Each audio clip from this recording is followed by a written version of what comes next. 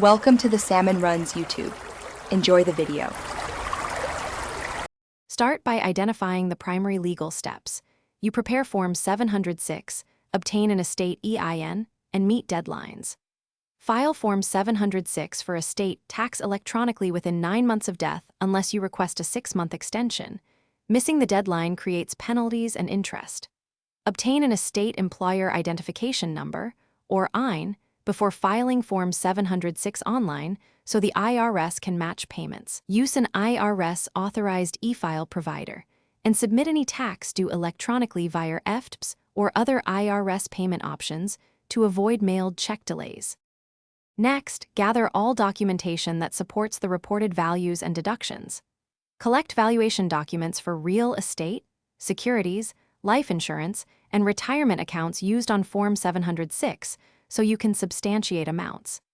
Calculate the gross estate, debts, deductions, and taxable estate to determine tax owed on Form 706.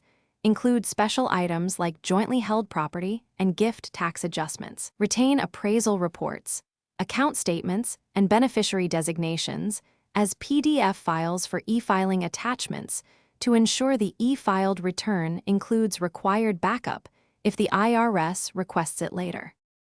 Finally, select an IRS-authorized e-file provider and securely transmit the completed Form 706 with attachments.